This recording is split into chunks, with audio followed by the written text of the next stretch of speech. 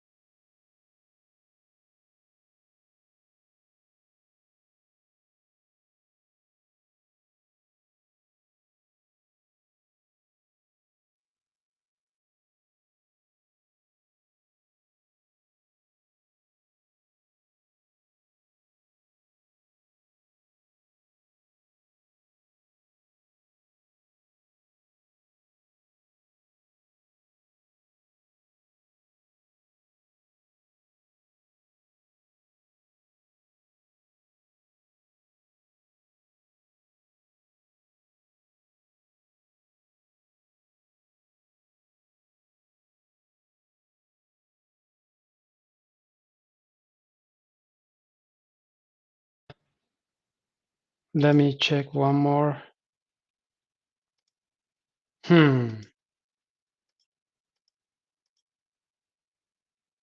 What's going on today? سمعكم تلو please ملكت هابو. If the yes, I see something. There is a voice. There is finally. Yes متيلو. إنترنت دمتك حسدني دليني يرجن مكيتنا لنا. Okay, Matthew. All right, thank you guys. أغلى غيركم بايكم. Good. مبارك نجمرينا حجي. نايلوم مدب بعبيو بزعبا زحج زلو تسفاهي بزلو مسرح كعزو السلام ناي إثيوبيا مستقراي ويدما هجر إثيوبيا كنبل نخل مالتيو. أبزيا فيديو زيا أنا استعذبكو مبزحتهم ون أتتعذبتتي يهلوكم يخيليو إلى زعمنا ليو. تغندقن سلست عذبنا يكون كزارب ولا ليه زلهم تغندي نزار استكال على زدلو كل مغنيات كم ز عينت كنتات قد حج بزعق زي يقاطم نيرو بحج وين كقاطميو سلازي I hope كل خاتكم نزيا استوعي لكم كسمعوا من دحر حجي نكحنا كن ريون كان استوعللون كحجزنا بمبالي نزار استغريبه زلهم اوكي جزي غيوسدكو كتابتا توبيكاتي كلتشحن عسران موداتا كلل تግራይን መንግስቲ ኢትዮጵያን ውግእ ምስ ጀመሩ ኣብቲ ዋንቲ እቲ ነውፅ ናይ ዜና ብፍላይ ናይ ምዕራባዊ ዜና ነቲ ኩናት ኤክስተንሲቭሊ ካቨር ክገብሮ ጀሚሩ ኩናት ከምዚ ዶ ክስቶ ክስዕር ዶ ከምዚ ክስዕር ዶ ከምዚ ክኸውን ዶ ከምዚ ዶ ማዓት በቃ ጋዜጠኛታት ኩላቶም ቢቢሲ ሲኤንኤን ኩሉ ሲግኒፊካንት ዌስተርን ሚዲያ ዝበሃል ነቲ ኩናት በቃ بعمقت كملالسو جميرهم دارجا المينستريم ميديا عبي أغالبو رخيبة كونتات بسفح كزرابلو جمير مالتيو بو منثر دما معريو وي لعليو دما ابتناتنا محبراو ميديا وسوشيال ميديا اب يوتيوب اب فيسبوك بقى سبر زينا بريكينج نيوز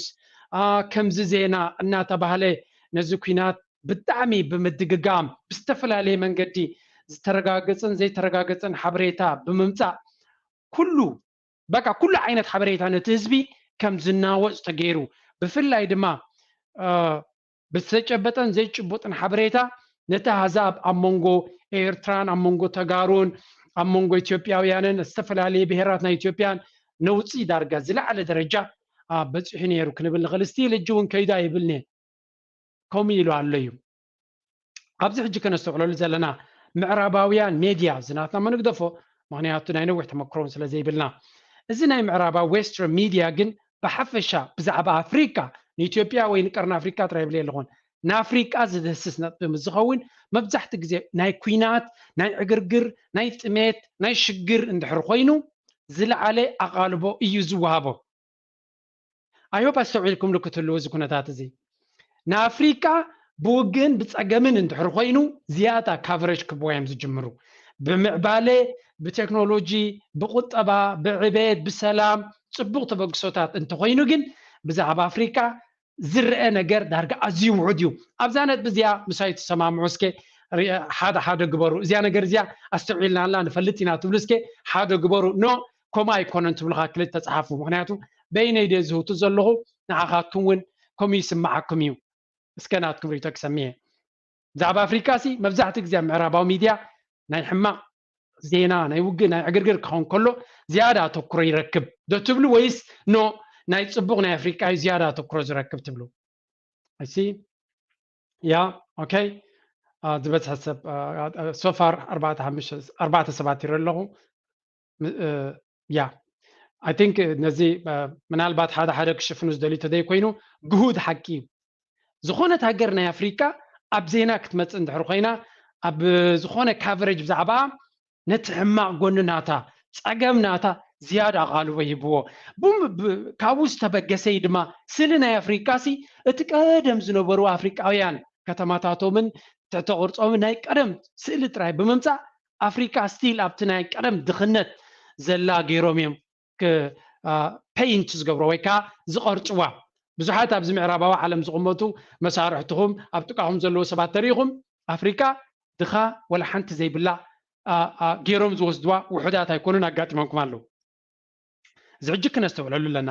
ልክዕ ከምኣቶም ድማ ኣብዚ ናትና ሕብረተሰብ ተሪኢና ብፍላይ ትግርኛ ተዛራቢ ኣብ ሚድያ ክንዕዘቦ ከለና ብዛዕባ ኣፍሪካ ብዛዕባ ኢትዮጵያ ድዩ ብዛዕባ ኤርትራ ድዩ ብዛዕባ ሱዳን ድዩ ሽግር ፀገም ውግዕ ዕግርግር ክኸውን ከሎ ቀልጢፉ ንዕኡ ሃይላይት ክገብሮ እዩ ዝፍትን ኣይዶኖ እንታይ እቲ በነፊት ኣነ ይርዳእንን እዩ በቃ ነቲ ሕማቅ ክኸውን ከሎ ሼር በሎ በቃ ቀልጢፍ ነዚ ሶሻል ሚድያ ናትና ዕብሉኽ የብሎ ሕማቅን ፀገምን ናትና ነዚ ሶሻል ሚድያ ናትና ቀልጢፍ እዩ ዝቆፃፀሮ ፅቡቅ ነገር ከ ብፍፁም ኳይና ሼር ክንገብር ዘይንደሊ ኣይ ቲንክ እንታይ ዓይነት ቢሄቪየር እያ ሕብረተሰብና ዘሎ ኣነ ይገርመኒ እዩ ንኣብነት ነዚ ስክሪን ሸር ገብር እየ ምምንታን ክትሪእዎ ኩነታት ናይ ትግራይ ምስ ተጀመረ እቲ ዜና ኣብ ጉግል ኣቲኻ ተሪእኻዮ በቃ ብዛዕባ ኣፍሪካ ዝወፅ ሃይላ እቲ ሂትስ ኣርቲክል ኣፍተር ኣርቲክል ኒውስ ኣፍተር ኒውስ ኣፍሪካ ከምዚዩ ውግእ ከምዚዩ ከምዚ ዝነበረ ከም ዝኾነ ዶ ንድሕሪት እናተመለሱ ትንተናታት ኣብ ከምዚ ነይሮም ገለ እዚ ሕማቅ ወይ ከዓ ክግበር ዘይግቦ ማለት ኣይኮነን እቲ ኣቓልቦ ናይቲ ዜና ግን ከነስተውዕለሉ ክንክእል ኣለና ቁስልናን ሽግርናን ፀገምናን ጥራዩ ዝያዳ ክእምነና ዝፍትን ፅቡቕና ፖዚቲቭ ጎንና ከርእየና ይደልን እዩ ምዕራባዊ ዓለም እዚ ድማ መብዛሕትኡ ኣፍሪቃዊ ወይ ከዓ ፀሊም ሕብሪ ዘለዎ ሰብ ብኣፍሪቃ ክኮርዕ ከም ዘይክእል ፅቡቅ ክስሞ ዘኩርዕ ብዙሕ የለን ሓቅኹም ኣለኹም ብዙሕ ፀገማት ኣለና እዩ ግን ብዙሕ ፕሮግረስ ብዙሕ ፅቡቅ ነገር ግን ኣሎ ኣብ ኣፍሪካ ነተ ፅቡቅ ናትካ እንተጠሚትካ ኢኻ ድማ ሞራል ረኺብካ ንፅቡቅ ንቅድሚት ክደፍእ ትኽእል ስለዚ ብዛዕባ እቲ ውግእ ዝግበር ዝነበረ ካቨሬጅ እንተስተውዒልኩምሉ እቲ ናይ ምዕራባዊ ዓለም ስሕራይ ሓንቲ ጥቕስላቶም ኣብ ምዕራባዊ ሚድያ ምናልባት ናይ ሚድያ ኪላታት ትፈልጥዋ ኢኹም if it doesn't bleed it doesn't lead ይብሉ ደምን ዕግርግርን ውግእን እንተዘይሃልይዎ ዜና ሰብ ኣይሪኦን እዩ ዝብል ኣረዳድኣ ኣለዎም ኣብ ሚድያ ሜይንስትሪም ሚድያ እዚ ይጥቀመሉ እዩ ስለዚ ዘፍርሃካ ዘርዕደካ ዘጨነቐካ ወይ ከዓ ከምዚ ዕግርግር ውግእ ዝያዳ እዩ ዝሽየጠሎም ዝያዳ ሰብ ቴሌቭዥን ከም ዝርኢ ዝኸውን ሰላም ፅቡቅ ነገር ግን ሰብ ፖዚቲቭ ክርኢ ኣይደልን እዩ ሶ ኣቱም ሰባት እዚኣ ከነስተውዕለላ ክንክእል ኣለና ንሳቶም ረብሓናቶም ይገብሩ ኣለዉ what about us ንሕና ከንታይ ረብሓና ፀገምና 10 ግዜ ስለተደጋጊሙ ዘለዎን ዘየለን ውሽጢ ኣትዮም ጉዳይናን بكونا صقمنا كستو خمز غيرو زي كستو خمز يلو زي خمز يلو نابالو اتزلو صقمات مليسو حويهم زي قسقسولو كنريا خلنا سو اتناتهم دليتات اغرغر ناي افريكا عند حرقينو نعو زياده اب دغ زلو فلايت بس تكنولوجي زراخ بقليلو كم زصلون اتزي صلو دما بافريكا تسفا خمز قرصن يغبرو ازيا ግን ከነስዑለላ ለና አነ زياده ከስምረላ ደለ ደለኹ እቶም ሓበሻ ኣብ ሚድያ ነነጥፍ እወ ሕማቅ ከጋጥም ከሎ ሓበሬታ ምዝርጋሕ ኣገዳሲ እዩ ናይ ሚድያ ተልኾ ወይ ከህላወ ድማ ኣብኡ እቲ ኣድቫንቴጅ ናቱ ሕማቅ ኣሎ ፀገም ኣሎ ሽግር ኣሎ ኢልካ ንሰብ ምሕባር is very fundamental important እንተኾነ ግን ካብ ዓቐን ዝሓለፈ ኣብ ሕማቅ ጥራይ ዘተኮረ ብዛዕባ ኩነታት ናይ ትግራይ ዝተገበረ ቪድዮታት ዝተሰርሐ ሓበሬታ ዝተዘርግሐ ኣብ ሰዓታት ኣብ መዓልቲ 3-4 ቪድዮ ናይ ዩቲዩብ ቻነል ዘውርዱ ቻነላት ከም ዝነበሩ ትፈልጡ ኢኹም ኣብ መዓልቲ 2-3 ቻነላት 2-3-4 ቪድዮ ብሬኪንግ ኒውስ ሰበር ዜና እናበለ ይወርድ ነዚ ዝረኣኹም እንተለኹም ምልክት ሃቡኒ I think this is a very normal ኩነታት ኮይኑ ነይሩ ብኻልእ ዘራርባ እቲ ኣብ ትግራይ ዝግበር ዘሎ ኩናት እቲ ዝሃልቕ ዘሎ ሰብ እቲ ዘጋጥም ዘሎ ሽግር ክዕበስ ኣለዎ ክንገር የብሉን ናብ ሕብረተሰብ ክወጽኡ የብሉን ይብል ኣለኹም እቲ ሕቶ ግን ሓደ መዓልቲ 4 ዓይነት ሓበሬታ ክዝርግሕ ካበይ ካቶም ጽኡ ዘለኹት ሓበሬታ ምክንያቱ ዕፈና ዝበሃል ወይካ ዝኾነ ይኹን ኣክሰስ ናይ ሓበሬታ ኣብ ትግራይ ኣይነበረን ኣነ ካብ ዝፈልጦ ለንቀነይ ኢንተርኔትን ኤሌክትሪክን ተዘርጊሑ ዘሎ ብታሓዲ ስለዚ ካበይ ዝወጽ ነይሩ ዝሓበሬታ እዚ ኩሉ ሰብ ኩሉ ዚ ቻነል ናይ ዩቲዩብ ዘሎ ኮንፊደንሻል ሓበሬታ ካብቲ መርሕነት ናይ ትግራይ ዝነበረ ይመጾም ነይሩ ኮይኑ ድዩ ዘጸኒሖም ኣብ ደቃይቅን ሰዓታትን ዘውጽዎ ዝነበረ ሓበሬታ I don't think so እንታይዳ ሰባት ሕማቅ ክርዩ ንኸምዚ ሓበሬታ ንኽሰምዑ ጽምእ ኣለዎም ድሌት ኣለዎም ስለዝተባህለ ዘሎን ዘየለን ሓበሬታ እናለኻኻዕካ ነቲ ሰብ ኣብ ኣደዳ ፍርህን ዕግርግርን በኣስን ጭንቀትን ጽልእን ከም ዝሽመም ትገብሮ ማለት እዩ ኣብዚ ኩሉ ግዜ ከነስዕሎ ዘለና እቶም ሚድያታት ረብሓውን ኣለዎም እዩ ናይ ናጽ ኣይኮኑን ዝሰርሑ ዘለዉ ስለዚ እቲ ብዛዕባ ትግራይ 14 ግዜ 10 ግዜ 20 ግዜ 30 ግዜ ዝቡና ዝነበረ ሓበሬታ ንዓታቶም በነፊት ኣለዎ በንጻሩ ሰላም ምስ መጽ ረይወት ሚድያ ከመይ ኮይኑ እቲ ዝዓበየ ህዝቢ ትግራይ ህዝቢ ኢትዮጵያ ህዝቢ ቀርና ኣፍሪካ ህዝቢ ኤርትራ ኩሉ ዝደልዮ እንተሎ ሰላም እዩ ኤርትራ ሰላም እንታይ ሰላም መጽኢኩም ክትብሉ ትኽእሉም ኤርትራ ኣብ ጎረባብታ ሰላም እንተሎ ጽቡቕ ይናዓና ናባና ቀሲል ይመጽ so መጀመርያ ኣብ ጎረባብትኻ መን ኣሎ ጥቁ ዘሎ ሓው ክበክዝ ደሊ ኣነ ይደልኒ ኣብ ትግራይ ይኹን ኣብ ሙሉ ኢትዮጵያ ሰላምን ቅሳነትን ርጉእነትን ክህሉ ናይ ኩሉ ኣፍሪቃዊ ረብሓ ናይ ኩሉ ህዝቢ ዓለም እውን ረብሓ እዩ ኣብ ሱዳን ከምኡ ርጉእነት ክህሉ ሰላም ክህሉ ቅሳነት ክህሉ ምዕባለ ክህሉ ናይ ኩሉ ኣፍሪቃዊ ናይቶም ቀርና ኣፍሪቃ ዘለና ድማ ልዕሊ ማንም ረብሓናን ጽቡቕናን እዩ ስለዚ ትግራይ ሰላም ክትረክብ ኢትዮጵያ ሰላም ክረክብ ኩልና ክንምንዮ ዘለና እዩ ሰላም ንኽመጽእ ድማ ክንሕግዝ ክንክእል ኣለና ክንሕግዝ ዓቕሚ የብልናን ክእለት የብልናን እንተኢልና ግን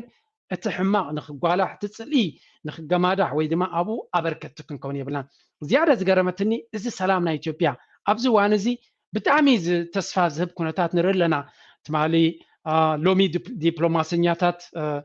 ከምኡውን ኣምባሳደራት ንመቐለ ከይዶም ከም ዝነበሩ ምስ ናይ ትግራይ መንግስቲ ተራኺቦም ከም ዝነበሩ ገለ ዘርኢ ሓበሬታታት ርኢ ነይረ ብዛዕባ እዚ ምናልባት ዝሰርሑ ዘለዉ ኣዝዮም ውሕዳት እዮም ክንብል ንኽእል ብመንዝር ናይቲ ኩናት ዝግበር ዝነበረ ሓበሬታን ፕሮፓጋንዳን ክንሪኦ ከለና እዚ ከነስተውዕለሉ ክንክእል ኣለና ሓደ ነቶም ከም ዝገብሩ ዘለዉ ነሻድኖም ዘለና በዓልና ምዃንና ሓላፍነት ክንወስድ ኣለና ናይ ሓበሻ ሚድያ ክዕጽሎ ገለገለ ካብ ምባል ካባኻ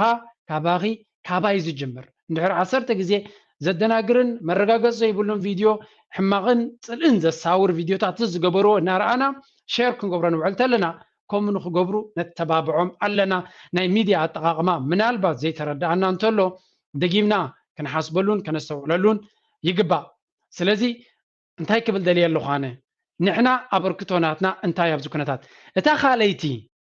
እታ ቀንዲ ኣገዳሲትን መዕመሚትን ጉዳይ ክገልጸልኩም እየ ቅድሚ ናብኣ ምኻደይ ንእሽተይ ሓበሬታ ክበኩም እየ እታ ካልይቲ ናይ ፖለቲከኛታት ክገብርዎ ዝኽእሉ እንታይ ምዃኑ እንታይ ከም ዘጋጠመን እንታይ ይብሉ ከም ዝነበሩን እንታይ ከም ዘሎም ክንርኢ ክንፍትን ኢና ቅድሚ ናብኡ ግን ነዚ ሓበሬታ ስምዑ أبز زبان زي عوت نخد كون سلستا قدس نقطات يليونا مجمريا سرقا جنزب ممسات رادي كونس نتزم تانا يا جنزب باقباب حزنا باقباب كنوفرو كنكيل ألنا زدما ستوك ماركت كم قداما يمرج عايزمت مخنيات بوحد جنزب نبزل على عبيت كنكيس لنخيل بوحس من قدي فليتنا ألا لينا تخيلنا نرجع حقس بروغرامنا لنا اتخالاي أكندي نتدو موسكا قطع بتوسع السراح تقبر توسع كيلتات نخد هنس كنت بقاسا لكا مغنيات كيلتات كانت عابيم أتاويتات كعب سلازخل سلازي أبتر في جزينا كن مهارن كن عبن كن كلالنا أبتر نخوضو قعزو كعقزونا زغلو اتصال سايدما حدش من جؤتوت كون الناس خل بيزنس كن هنس علينا إذا دما بتستمهارنا كيلت كون خل أب هوبنات ناس تمركوسا كون خل نزلنا خنقبر كعقز زغل بزع بروغرامات أبدرار هيوت قرينا لكم علينا مسكونتاتنا هيوتكم بزي السمامع كليكم زغل كورس وسيدكم نعم عبيت نخد بقصو دما بتاعتنا يتوعاكم Thank you. Okay. ፖለቲከኛታት ኣብ ኩናትን ኣብ ፀገምን ንክእትውኻ ዝዛረብዎን ዝገብርዎ ፈኸራን ታዲድን ዘረባን ኩሉ ሰብ ንዑ ሰሚዑ እንድሕር ኸይዱ ኣብ ከመይ ኩነታት ክንበፅሕ ከም ንኽእል እንታይ ከጋጥም ከም ዝኽእል ኣብ ታሪክ ንዓመታት ተመሊስካ ዘይኮነስ ኣብዘን ዝሓለፈ 2 ዓመታት ክንርእን ክንግንዘብን ክኢልና ኣለና بخالا زراربا ሕብረተሰብ ክነቅዕ ክኽእል ኣለዎ ፖለቲከኛታት ሎሚ ዝዛረብዎን ፅባሕ ዝዛረብዎን ነንበይንዩ ካልእ ዝኾነ ዓይነት ዘይምርዳእ ፀገም ብውግእ ክፍታሕ ከም ዘይክእል ኣብ ቅድሚ ዓይንና ርኢናን ተዓዚብናን ኣለና ምናልባት እታ ዝዓበየት ሌሰን ከምዚ ክኸውን ኣይነበሮን እዚ ከጋጥም ኣይነበሮን መብዛሕትና ንሰማማዓሉ እዩ እቲ ዝዓበየ ትምህርቲ ዝረኣናዮ እንተሎ ግን እቲ መጀመርያ ክግበር ዝግብኦ ድሕሪ ዝኩሉ ዕንወትን በኣስን ዕግርግርን ደም ፍሳስን ብርሰትን ኤግዛክትሊ ኣብ ጣውላ ብውግእ ዝተፈትሐ ሽግር የለን ኣብ መወዳእታ ኩልኻ ዘለካ መሰራገፍካ ኣብ ጣውላ እዩ ዝፍታሕ እቲ ኩነታት ስለዚ ኣብ ታሪክ እዚ ከባቢ እዚ ዝቐርኒ ኣፍሪካ ዘዘጋጠመ ፀገሙ ብደም ፍሳስ ብውግእ ብሓይሊ ክፈትሕ ዝፍትን ጥራይና ንርኢ ኣብ መወዳእታ ግን كن من تاي فتن أب كلت تشح كمرينا زين برا كنتات تسعون شو متن تسعون شو تنقل تشح بدي يسمى كن ده هالي يخو نعن وتوريدو بتعولاي تفتحوا أب تعولاي تمرددا تغيروا تفتحوا ده تفتحن على رأسي the same story again 20 years later تسعون حدهم كمو كن ده وقت تغيروا 3 عامات كن ده هالكيتين قالن تغيروا أمو داتا تكونتات ولا كبوج استودت هونه بريفرندمن بحقاو منقدن كز كم زازم قلت غير انتين مبالي كابز كن مهارو زلنا انتلو سباتنا وقوتونا كن من تاي مخنياتي بومنا قبول كخون يبلو I hope زيا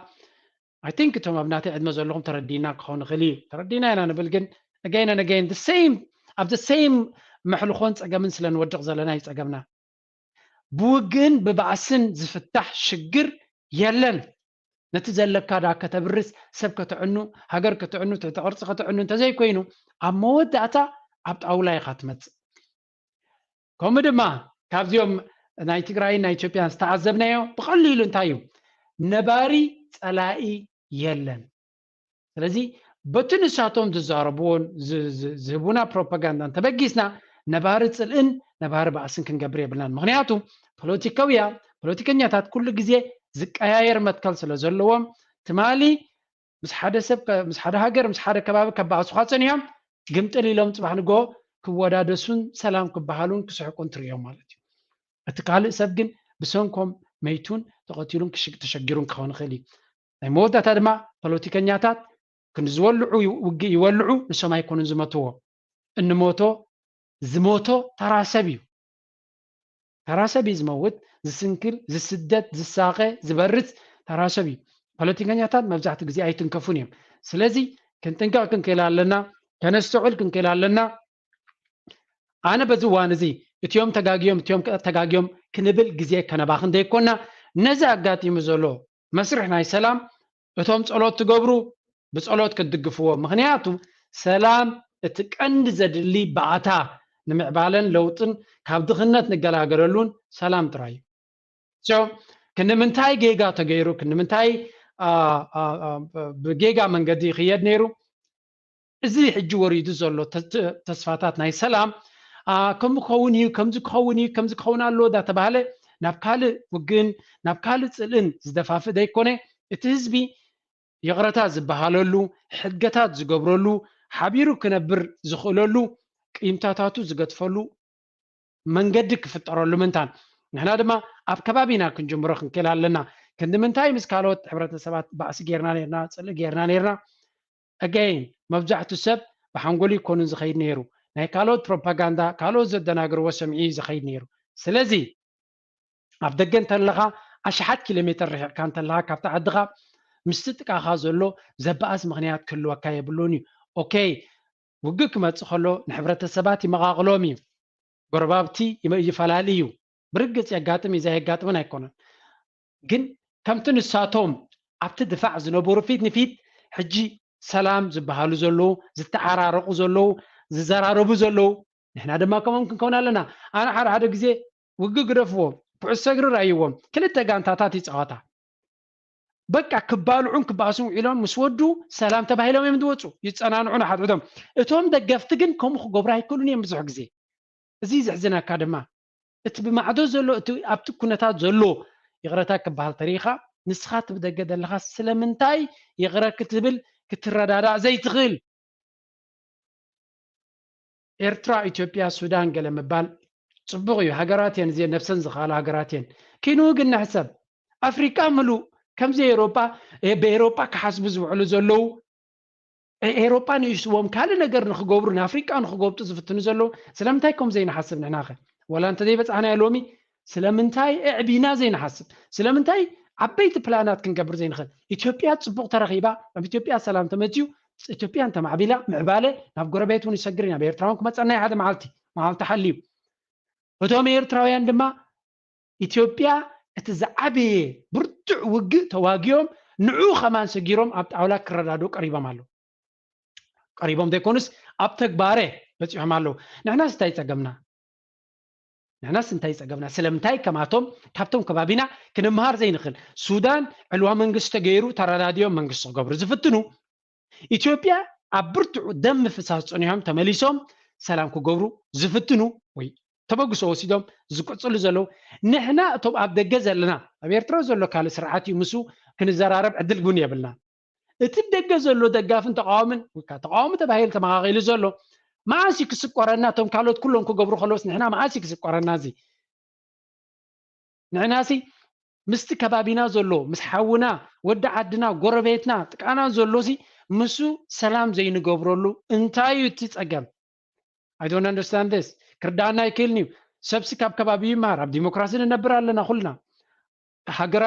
ሕብረተሰባት መዓት ፍልልይ ከለዎም ተረዳድዮም ሃገሮም ክመርሑን ከማዕብሉን ንርኢ ኣለና ማሲና ክንጅምሮ እዚ ንሕና ካብ ከባቢና ክንቀኒ ይግባእ ቀኒካሲ ሕጂ ንኣብነት እዚኣ ሰብዓይ ክብላ ትህልው ኢኹም ተጋሩን ኣምሓሩን ወይ ካብ ህዝቢ ኢትዮጵያ ምስ ትግራይ ዝነበሮም ግርጭት ኣዝዩ ብርቱዕ ነይሩ ኣብዚ ዋን እዚ ኣብቲ ሚድያ ዝገብርዎ ዘለው ኣብዚ ድምፂ ወያነ ድዩ ገላገለ መለክት ርኢ ከለካ ዝፅሓፍ ኣብቲ ፌስቡክ ሰላም ንኽመፅእ ፕሮፓጋንዳ ናይ ፅልን ገዲፎም ሰላም ንኽመፅእ ክሕግዝ ዝኽእል ነገራት እዮም ዝገብሩ ዘለው ልቦናይ ድማ ዝብሎ ኣነ እዚ ክንምንታይ ተበዳዲልካ ነርካ ናብ ሰላም ክትመፅእ ከለካ ንሰላም ክትሕግዝ ኣለካ ንሕና ግን ልክዕ እቲ ናይ ትግራይ ኩነታት ውድም ሰበለ ተመሊስና ናሓትሕድና ኣብ ምጭፍጫፍ ንቕፅል ኣለና I don't know ማለት ንገለገለ ሰባት ጽቡቕ ኮይኑ ስማዓኩም ኸውን እዩ ኣነ ብወገነይ ምስ ዝኾነ ይኹን ኤርትራዊ ፅልእ ክህልወኒ ድሌት የብለይ ፀገም ኣለና ብዓድና ተጨቂና ኣለና ሰላም ኣይረኸብና ፍትሒ ይረኸብና ትሩ 100% ነዚ ዝጠራጠር ሰብ የለን ፀገም ከም ዘለና ዝበዝሐ ሰብ ዝፈልጦ እዩ ኣብዚ ዓዲ ዘሎ ጎረቤትካ እንታይ ምስ ዘባሃስ ዘለካ ኣይኖ ናይ መትከል ፍልልይ ናይ ተሓሳስባ ፍልይ ናይ ፖለቲካዊ ኣካይዳ ፍልልይ ከም ዘለና ፈልጥ እየ ክዋጉዝ ዝነበሩ ኣብ ድፋዕ ፊት ንፊት ክጋጣጠሙ ፀንዑ ደም ዝፋሰሱ ዝነበሩ ይዕረቑ ኣለዉ ንርኢ ኣለና ሊትራሊ ቃል ብቃሉ ደም ዝፋሰሱ ዝነበሩ ሂወት ብዙሓት ዝተኸፍለሉ ውግእ ንዑ ኸማን ሓሊፎም ሰላም የውርዱ ኣለዉ ንሕና ዳ እንታይ እዩ ኣበይ ተራኺብና ደገፍትን ተቃዋምቲ ኣበይ ተራኺብና ዓይነይ ደም ተፋሲሱና ምናልባት باسي نبرن مالت يكونن كندو باسي سلازي نبرنا دي زخول تصلي هاجرات حبرتسبات تصنيهم كقاير مدرخهم نارانا كفقري تبعيسوم دغنا تعاريقهم هيوتهم كجمرنا رانا كل غزي قصالي باسي نخيسنا كنبر قصالي ابلخ ابصلي نخيسنا كنبر ازياس اتامن سين زت سمع دلها حسبلو 300 سبات اللغم ابزي جكريكم كلهم 300 سبات 327 نريو لنا بحر لنا 327 ازي بزح قصري نعي اشعات ريو چانلات اللوجن 307 ذا ملقت حجت سموالو كاب دفس وقفنا نجمر مزخونه سبصل كلونا يدلني يعني يس بوليتيكانا كغير صبو ነገር رغمت كنصعر لنا I agree بصحاتكم يسمع معي ግን مزركبنا كنباسن كنصالان غزينا صحاي كيتعربنا املاح كمان እኳ ዝብል ቶም ክርስቲያን ዝኾንኩም ሲ ኣብ ኩራኹም ፀሓይ ዕረብኩም ይዝብል ኣምላኽኩም ይዝብል እዋኑ ንሓድሽ ዓመት ክልተ መዓልታት ሰለስተ መዓልታት ተሪፍና ኣሎ ስለዚ ሕድገት ንጋበረሉ እዛ ኩነታት እዛ ሰላም ናይ ኢትዮጵያ ኣብቲ ክሪቲካል ኣብዝዩ ተስፋ ዝህብ ኩነታት እዮም ሰላም ገይሮም ዘሎ ናብ ሓድሽ ዓመት ክኸዱ ከለዉ ብሓድሽ መንፈስ ብሓድሽ ኣገባብ ብሓድሽ ተስፋ ክኸዱ እዮም ንሳቶም what about us ንሕና ኸደኣ حرايا بعدنا يكدنان وي سلام اي مثلا توم ابدغ زلنا سلام تغيركا كون نفسك يا سلام ترك اما از جبركاسي حدو قول زبل املاخ نتكال سب نخطع ما يكون نعاخا نخطع ما كايو سلام كان نخطركب ابصل زنبر سب كل غزي شغرالو صقمالو تقيمكم كلهم ويكا اما حريقكم اندخ دقس فتنا يتدقسني هاكو كدقس اي تخيل كتمهار اي تخيل كتصنع اي تخيل ولا حنتكم نجر كتجبر هاي تغليغا سلازي ابقيمتان ابصلن منبار نتوم زغيمو خاي كون كان تاسيوم زلخا ننفس خاي خاطاس زلخا تمنسي ننفسنا انا نحس زلنا ابقيمتان نبر زلنا نمانم نغدي يلنا نمبر 1 نفسنا انا نغدي زلنا كالاي نحنا حريقنا نحنا تقطعنا استغير سيستم الذي استغير سرعه له نو اوف كورس نوت صلاي خمسة ها سرح تدليخا يوم من جمريا نسخة كم سب متقل مالتي كتخبر لك السب تخبير كاي زخبرك تصريف كاي تعرفك إن كان هبانين هاي سبات سلازي كبرت تدلت نرقينك مجمريا نسخة أخبار السبكون زيك لكم جلي نسب أخبر زي بوليتيكا كل فتينا هنا زي قالدو تدو معلت حدش حساب قالنا مثلا قال سبات البوليتيكا صراحة نوعاتهم it's their job سرعمي بوليتيكا سلازي البوليتيكا استفل عليه حسابات حدش نجرات نامنشو كل القبلونا سرعمي نعم نك على صغير يبلون نبوليتيكا نديمقراطية عرق جبر يبلون يبلي يلهون جن على سنة كان من تايك خونزلو حزب خاص سلام نخركب سنة نخركب بنبر أبزي دجزلو أب ديمقراطية نبرزلو سلام نخسن نحط حدوك كبالة نحط حدوك كشفاف كنبر أزك خونا يجبانت علامة نايتي نك على سلو ويكاتي نسعر زلنا so I think أزك كنتاتنا إثيوبيا I hope أملاك تحويسوا ملو سلام كجبر لهم تمنيتي يعني كم جمري أول سلام يزدل نيره جد ما سلام رخيبة مالهم I hope أملاك حوسوا أما تزدلي وزلو نتسلم عوزبي كل تزقدي لوزن بري 3 عامات كبابي قلعوي تمهارون تمرتي حسبوا اسك دقخم اب غزاهم زلوسي نسلست عامات كاب تمرت تاجيدهم كعلو خلو كن منتاي دحري تليفون كوين كسمعكم يغل سلازي اب دقو خين كانت كنتات هوي اجوخا نسخا اجوخا خستو تبل كلغا دقخا تمرتي خدو عامات غلي يغبرو معبالتات يغبرو يغبزو دق خالوت جن تمرت خمان تاجيدوم بكوفيد جمير تطو مزبلك ساب حج تمرتاي وفرونالو سو سلام كمت لعلمان من حزب تግራይ ዝሓልሰብ ሰላም ክደልክ خلالو سلام ድሕሪ ሰላም ተኻሉ ኩሉ ብምጉት ስነ መጎት ብካል መንገዲ ክመጽ ይኽእል ኸው እቲ ሰላማዊ ህዝቢ ግን ሰላም ክረክብ ክኽላሎ ኣነ ትምኒተይ እሱ ነይሩ I think ታቀንዲ ዕላማ ድማ ሕፅር ኣቢለ ክደግመልኩም ምዕራባዊ ሚድያ ፀገም ናይ ኣፍሪቃ ቀዳምነት ዝወሃቦ لوط ናይ ኣፍሪካ ቀዳምነት ኣይቦን እዩ ስለዚ ኣስተውዕሉ كل سب ولا ابزي دغزلو حبرتسبنا شجرنا تراي قلطيف يسغلح ፀገምናን ባእስናን ይቀልጢፉ ሼር ትገብር ናይ ፍቅሪ ናይ ተስፋ ናይ ምዕባለ ናይ ለውጢ ዝኾነ ነገራት ግን ሼር አይገብርኒ ፈፂሙ ሼር አይገብርኒ ስለዚ ከነስተውዕል ኣለና በዓልና ኣብቲ መፃወድያ ናይቶም ወፃተኛታት ናይቶም ካልኦት ከምዚ የጋፍዑና ይንዕቁና ከይበልና ንሕና ድማ መሳርሕናቶም ንኸውን ከይንህሉ ክንጥንቃቅ ክንክል ኣለና so again ደጊመ ትግራይ ምሉእ ሰላም ክኾኖ ህዝቢ ፀሚይዎ ዝነበረ ኩሉ ዓይነት ረህዋ ክፈጥረሉ ኢትዮጵያ ድማ ሓደ ተስፋ ናይ ምዕባለ ዝነበሩ ሃገር ኣብ አፍሪካ እዩ ነይሩ አይሆፕ ኣው ተመሊሶም ሃገሮም ክሃንፁ ምዕቡል ሃገር ኣብ ጥቃኻ እንተሎ ፅቡቅ እዩ ብርግፅ ብዘይቃል ዓለም ኡጋንዳ ክምዕብል ደስ ብለኒ ሱዳን ክምዕብል ደስ ብለኒ ኬንያ ኤቭሪ ካንትሪ ኤርትራ ድማ ልዕሊ ኩሉ አይሆፕ እቲ ኣብኦም ኣጋጢሙ ዘሎ ናባና ይሰግር ኸውን ከመይ መንገዲ I don't know but ንሕና ድማ ክፋል ናትና ጉዳይ ድማ ናትና ኣበርክቶ ድማ ንሰላም ዝሕግዝ ነገር ክንገብር ክንፅዕር ይላቦ ማለት እዩ so I think እዚያ ክብል ደልየ ነይረ ካብዚ ወፃኢ ዝብሎ ነገር የብለይን ምናልባት ናትኩም ሪቶ ናትኩም ሓሳባት ላይክ ግበሩ ዋዛ ቪድዮ ናብ ካልኦት ክትበፅሕ ትኽእል እያ እንተኢልኩም መብዛሕትኡ ሰብ ንከምዚ ዓይነት ላይክ ሼር ክገብር ኣይደልን እዩ I know ክስቶ ከምዚ ገይሩ ንክስቶ ከምዚ ቀቲልዎ ንከምዚ እንደዝበሃል ነይሩ ቀልጢፉ ኣሽሓት ሰብ ይዝርዮ ከምዚ ንሰላም ዝብል ከም ዝበልናዮ ዝኾነ ሰብ ሼር ክገብር ኣይደልን እዩ እዚ ምክንያቱ እንታይ ሓድሽ ኣለዎ እንታይ እሞ ወረ እዩ ዝሽየጥ ከምዚ ዓይነት መልእኽቲ ብዙሕ ኣይርዮኒ I know but እቶም ኣብዚ ዘለኹም ላይክ ግበርዎ እቲ ቪድዮ ናብ ካልኦት ንኽባፅሕ ድማ ሼር ግበሩ ይጠቅም እንተኢልኩም ኣይጠቕሞምኒ ግዜኦም ከባኽን ዝኽእል እንተኢልኩም ግን no problem ፀገም የብሉን እዚያ ክብለኩም ይደሊ thank you very much ብፅሞና ዝተኸታተልኩምኒ ኣብቲ ድሮ ናይ ሓድሽ ዓመት እውን ከምዚ ኢለ ላይፍ ካቲ ምናልባት ሕቶታትኩም ንሽዑ ናይ ምዕባለን ናይ ለውጥን ክሕግዝ ዝኽእል ኣርእስታት ሒዘ ክመፅእ ሕቶ እንተለኩም ሒዝኩም ቅረቡ ብፅሑፍ ክሰዱለ ኢኹም ሶሪ ኣነ ድማ ክምልሶ ክፍትን እየ ሓድሽ ዓመት ክሕግዘና ዝኽእል መደብ ላይፍ ናይ ቀጥታ መደብ ገብር እየ ኣብ መፂኹም ክትሳተፉ ድማ ብትሕትና ይዕድመኩም ላይክ ግበሩ ዋታ ቪድዮ 300 ሰባት ኣለኹም ላይክ ዲስ ቪድዮ ፕሊዝ ነቲ መልእኽቲ ደስ ኢልኩም ተደየለ ግን ኣይትግበርዋ it's okay thank you very much ብሩኽ ምሸት ተፅቡቕ ድማ ይምነየልኩም